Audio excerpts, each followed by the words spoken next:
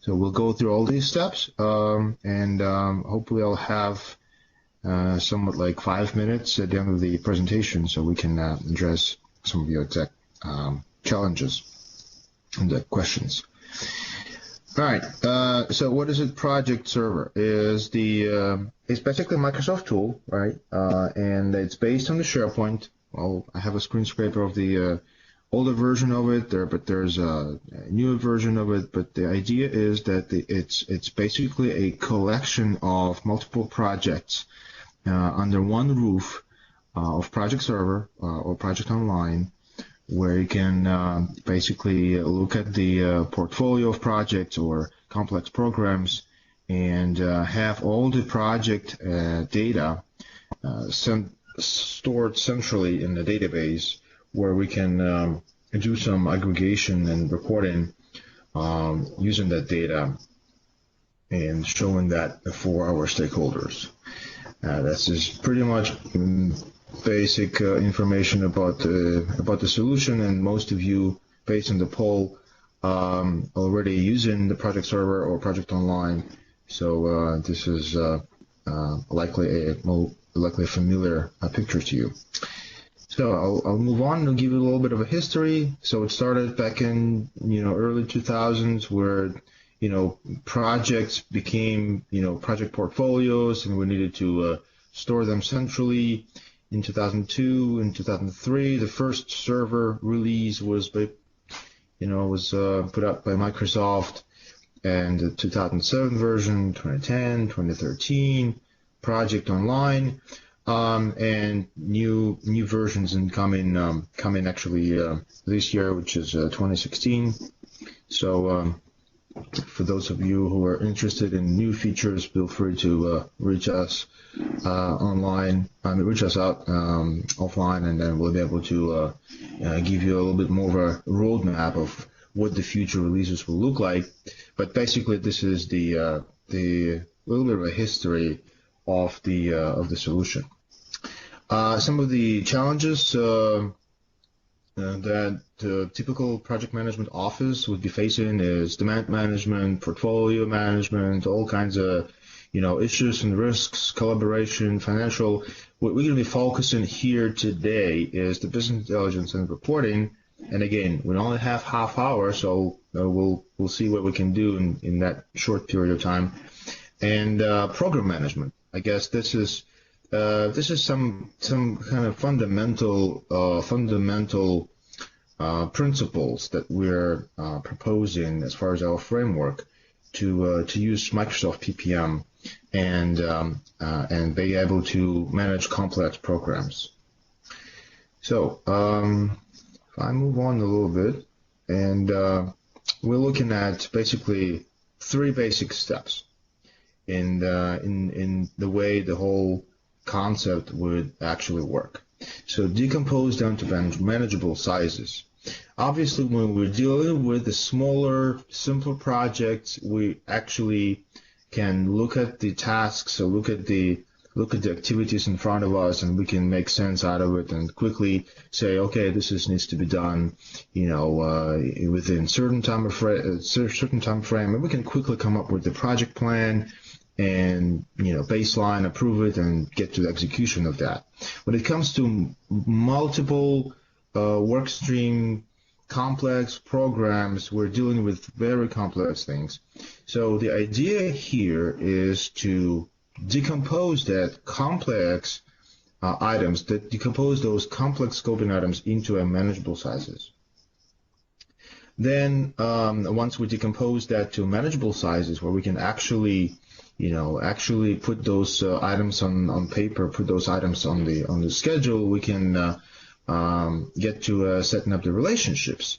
So we need to understand which of those complex and decomposed smaller scoping items are, how those are related to each other, and what are those dependencies in place. And finally build a metric. So I'm going to dive into a little bit of the details of each of these steps in my upcoming slides. Okay, so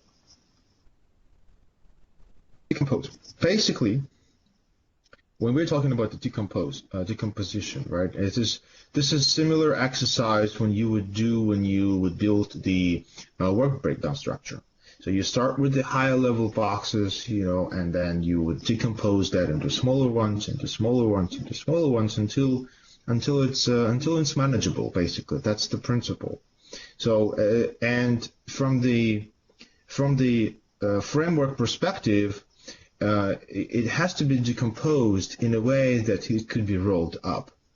So at any point, at any given time, the complex scope item could be decomposed into two simpler ones. And then if that's still complex, we can decompose it further and further and further. So from the pure technical, mathematical way of thinking about it, everything should roll up into bigger items, into more complex items, and then finally at the program picture. So that's, I understand I'm talking in terms of, more like theoretically, and we do have the real examples of how that could be done. But unfortunately, this half hour will not let us dive into that specific use cases. But basically, the principle is this: decompose complex scope items into a simpler scope items. Okay.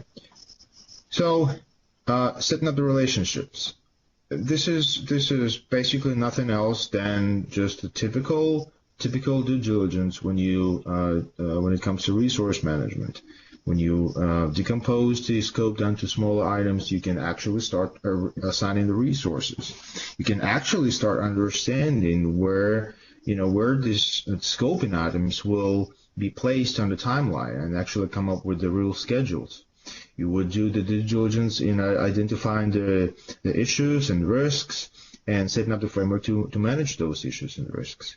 External dependencies, have the log of those and incorporate that into your framework as well. Constraints, etc., etc. So basically, what you would need to do, you would need to still, having those roll up and roll down rules of those scoping items to be applied to all of those management strategies when it comes to resource management, schedule management, issues management, etc., etc. So in the case, for example, where you would have multiple schedules, you would have a multiple work streams for the bigger program, you would likely need to create those multiple schedules for those work streams with their own scoping items that are decomposed following the same token.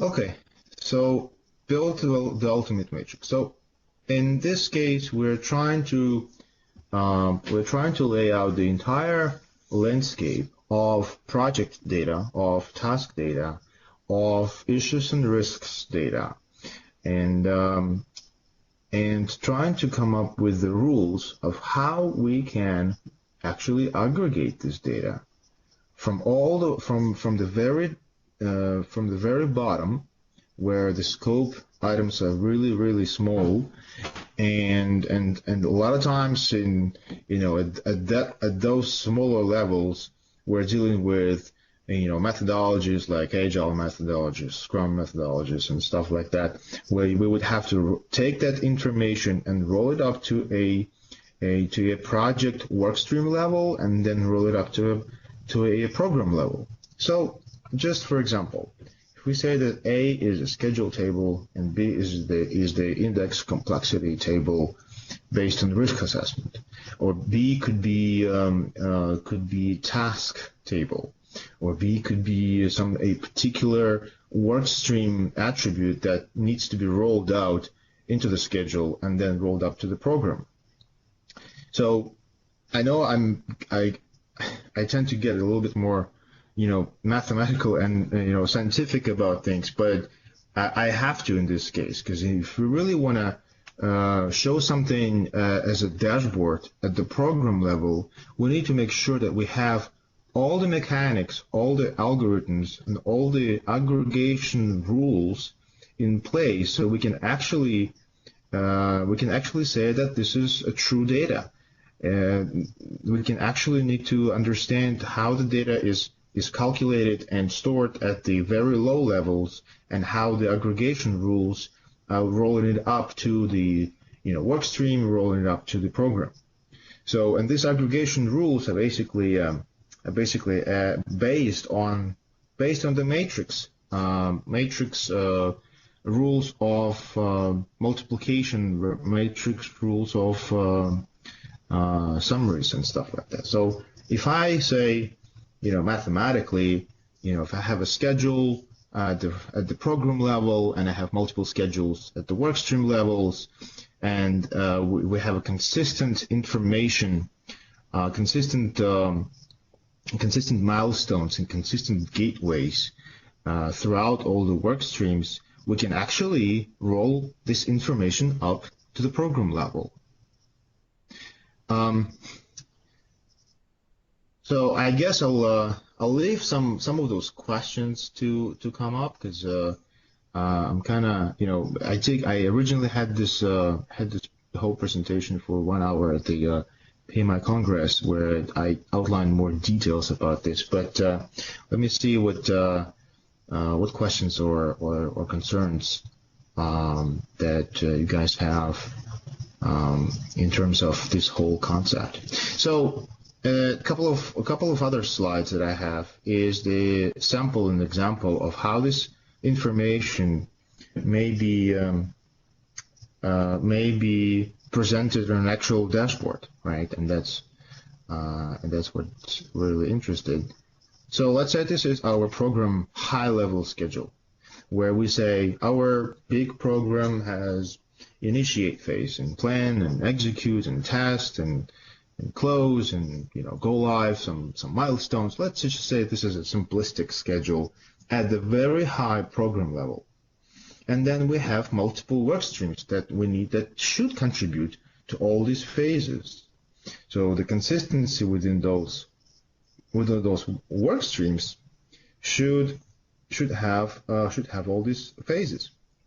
And in this case, we have work stream 1, work stream 2, work stream 3, 4, 5. So this framework allows you to have basically unlimited number of work streams that would be able to roll up to the program level. And then how you would roll it up to the program level is by following those aggregation rules. And what I'd like to kind of comment on this yellow, green, and red is some of the metrics based on the organizational PMO practices, saying that we're 59%, where we should be 100%. This is like some of the earned value metrics that we can use by the work stream, and then by using the same aggregation rules, we can apply and calculate the weighted metrics for the entire program. So basically, the left half of this dashboard represents the program level dashboard that can tell you where exactly each of these phases are.